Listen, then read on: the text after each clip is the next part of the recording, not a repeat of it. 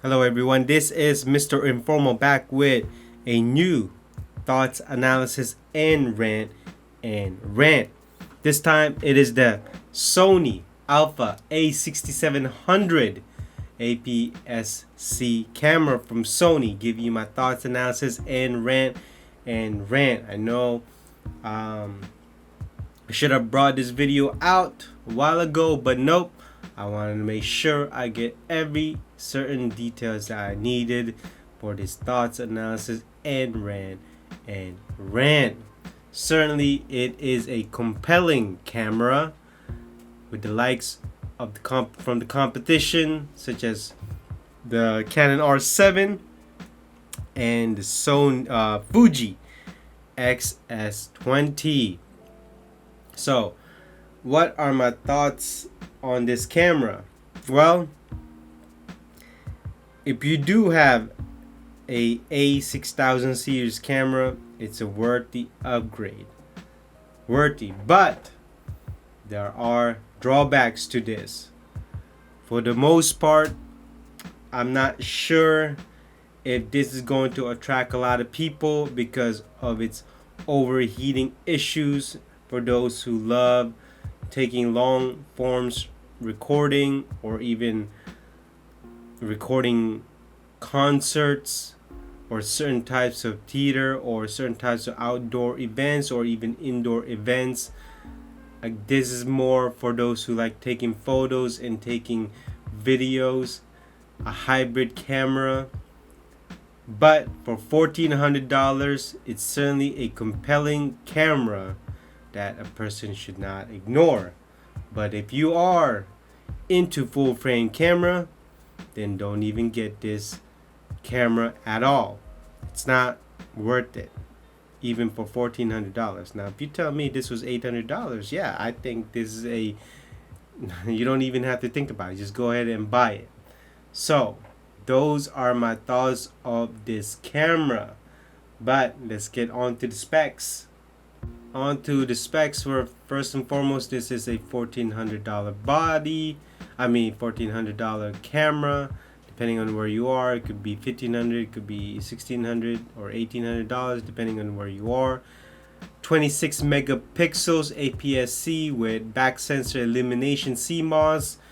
It also ISO is 100 to 3200. That is expandable from 50 to 102K. Not only that, it has a in-body stabilization, 5-axis that has not changed since probably 2019, 2018. It can shoot RAW. Not only that, it can shoot lossless RAW. That's absolutely amazing. It is contrast detect, phase detect, multi-area sender, and also has a AI supported auto detection depending on what you want to track, which is pretty cool. It uses the Sony E-mount APS-C. It finally has a fully articulated LCD screen that is 3-inch, but it only has a million dots. Probably the same type of LCD screen that they've been using in full frame cameras. It's the same with the EVF 2.3 million dots. Again, same type of technology that's been used for a long time. 30-second maximum shutter speed with electronic maximum shutter speed of 1/8000. Mechanical is 1/4000. It's pretty cool. 11 frames per second continuous, and it can also flash sync 1/160. Now on to the video specs. You can shoot XAVSC, XAVC H5, XAVC S1, H.264, and H.265. Well, that's a lot of format, but certainly it can shoot 4K up to 120 frames per second with crop, and it's a big one. It can shoot 4K 60 with again crop, 4K 30 with another crop. The only thing that is not crop is the 1080p resolution. It also has a microphone input, and it also has a headphone input jack. That's pretty cool. It finally uses the USB 3.2 generation 2. It has a micro HDMI. Yes, it can charge by USB-C, and yes, it has Wi-Fi built in, and you can also control it via remote, via app, and then it can shoot 570 shots per battery. On to the analysis. Honestly, A6000 series, it's been a hybrid camera system for Sony. Is it gonna move system? Not really. Is it going to move users from full frame to this camera? No. But if you are just starting out, I think the A6700 is a great camera to use. And if you are a hobbyist, this is certainly a camera to have. But in terms of market shares, also breaking the ground, breaking the mold, this is not it. Certainly, Sony, a lot of people, a lot of Sony fans would probably say Sony cameras are best when it comes to their full frame and also their compact, such as the ZVs, the RX100s, the RX10s. But when it comes to their APS-C, they don't think it's that good compared to the competition, especially with Fuji is around. Fuji seems like they are cornering the APS-C, but certainly Sony is not gonna let them. I actually think this is a great camera, although I do want to talk about something in the rant. But in the market analysis, it's probably going to perform as the 6500 by the 6600. It's just like, it's there.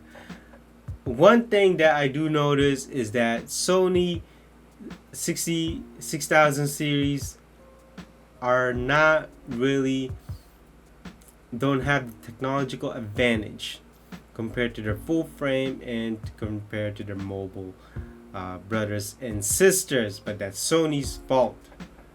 But then again, you're looking at hybrid hybrid retro type camera, and if you want to stay with Sony, this is the one to get. Honestly, I would just skip the 6600 and I just get the 6700. There are just too many things in here that are just great, especially for $1,400. But if it comes on sale, I do think you should get this. Now on to my rant. The crop factor.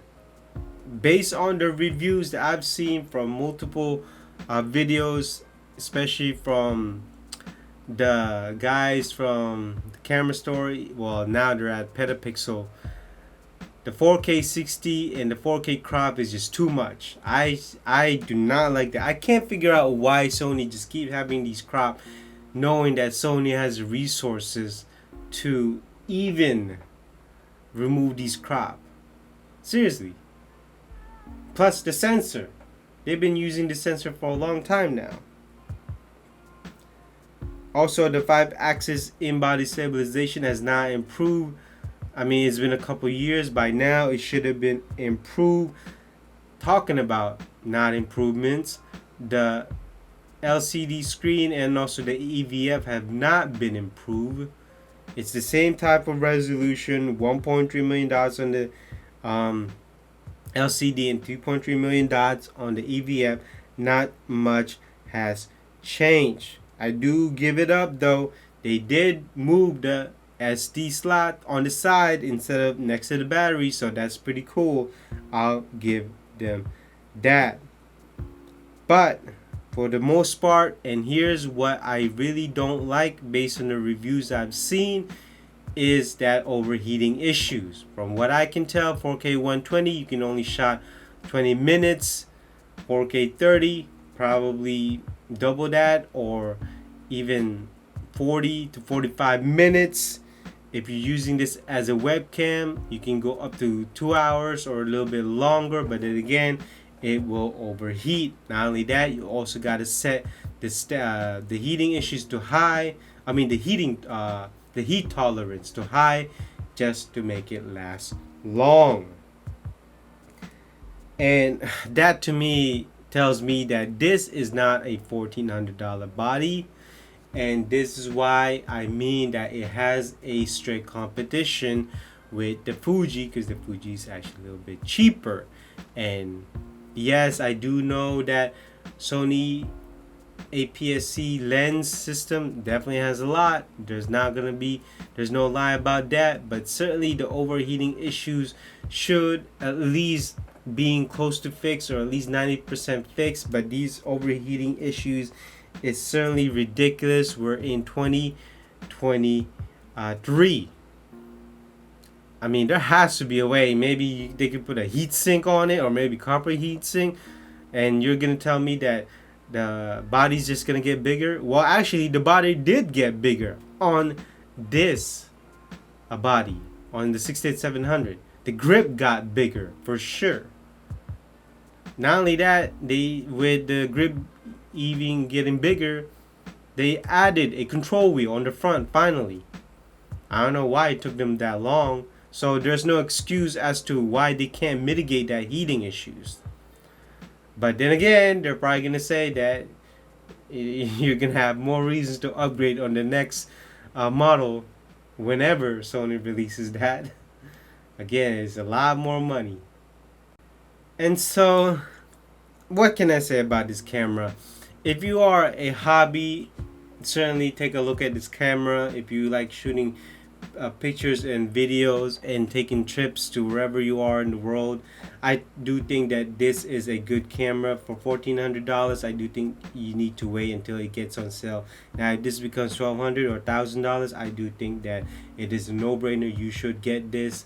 Just keep in mind that this has crop and this has a overheating issues. It's not that bad. I do think that if you shoot less than 30 minutes, I do think that this is a good camera to have. But certainly just make sure you know what you are getting into.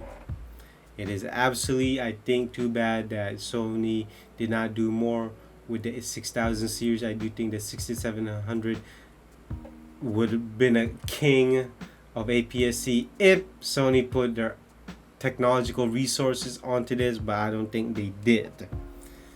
And for $1,400, and I do think that it should have been cheaper, but it is what it is. And so this basically concludes my thoughts, analysis, and rant of the Sony Alpha A6700. What do you think? For me, again, I think I'm leaning towards the XS20, but that's just me. And so I will see you in another thoughts, analysis, and rant. Bye-bye.